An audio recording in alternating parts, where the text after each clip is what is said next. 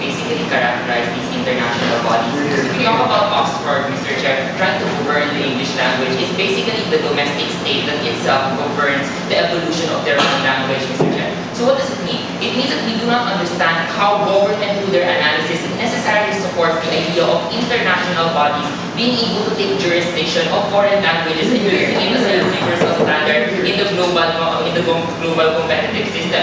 We think that the better frame in this debate is basically the idea of who should have the power to govern the evolution of who should have the power to govern the evolution of their own languages, Mr. Chair. Therefore, we really have nothing against the idea of Oxford evolving its own English language, Mr. Chair. But we don't think that there should be international bodies that basically create a different standard whenever it's used when it's used in the international community, ladies and gentlemen. But first, let's directly respond to the analysis, to the individual analysis of government side. According to them, Mr. Chair, the only problem that they have, sit down all of you, is the idea that organic change isn't necessarily enough, Mr. Chair. Because according to them, in order for them to be able to operationalize the understanding of people, you need some kind of third party that will necessarily authorize these things to be real. The problem is that the government already conceded the idea that organic change is the mere basis for the validity of these words alone. What does it mean, Mr. Chair? We think that the presence of a third party only hampers the evolution, Mr. Chair, of these things and even causes confusion. Because even if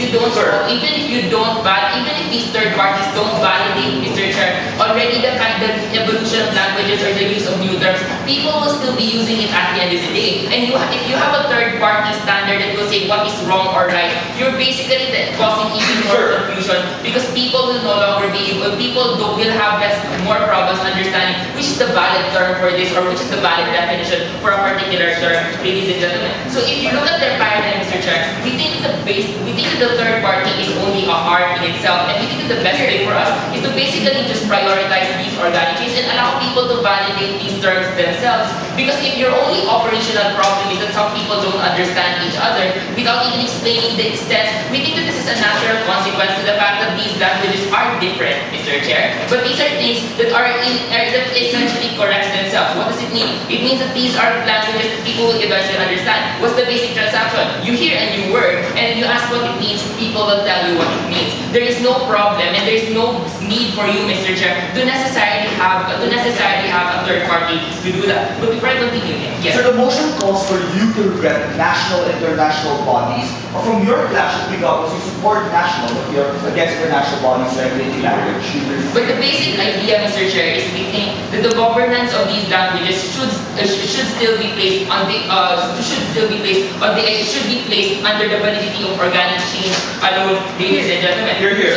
As a leader of opposition, I'm going to talk about the idea of how organic change should be placed as the priority, Mr. Chair, and how the existence of a third party that creates a standard is in itself a harm, which is foreshadowed in my rebuttals earlier. So what does a third party imply, Mr. Chair? It's basically just another person who tries to interpret what are the changes that happen in the status quo. It's no different from any other person who makes his own new words and then extends it to all his friends, Mr. Chair. But the difference here is this: the people on the ground, the kind of non-third party, different from the third parties that they want, are these particular individuals who actually don't have any restrictions when it comes to these evolutions themselves. And we think that if you talk about language, Mr. Chair, which stems from culture, which stems from the choices and the history of people, we think that we should recognize the value of the unbridled evolution of these languages. Sit down. The unbridled evolution of these languages, which is effectively hampered by the existence of these third parties. Why? Because essentially, when you create a new language, when people start creating subcultural languages, Mr. Chair, it's essentially an exercise of their right, Mr. Chair, to be able to create new terms and be able to communicate and express themselves in different ways already. But the problem, Mr. Chair, is if you create a third party, you necessarily create a body that tells you that this is the right evolution and this is the wrong evolution. And this is against the basic right of people to be able to actualize themselves. But it's important for you to understand that the reason why I'm talking about this in the individual perspective is basically because cultures themselves are represented by these people. You will be able to see the harms and benefits on the ground and as to how these people behave. But before I continue, yes. If a person thinks that the idea of a debt is something that's not to be given back and to be returned to the person who gave it to you, are you then willing to support that? I'm sorry, Mr. Chair, but I don't understand the idea of a debt, Mr. Chair, or I do not see how the POI was nuanced to any kind of language or subculture there is. I don't see what is basically the problem coming from government side. So we think that the basic stance of opposition is simple. We think that we shouldn't allow international bodies to set strict standards, Mr. Chair, because it basically violates the rights of individuals who would want to evolve their own languages and create their own sub-languages in order to necessarily is as an extension of their right to self-actualization, Mr. Chair, and basically an evolution of identity as a whole, ladies and gentlemen.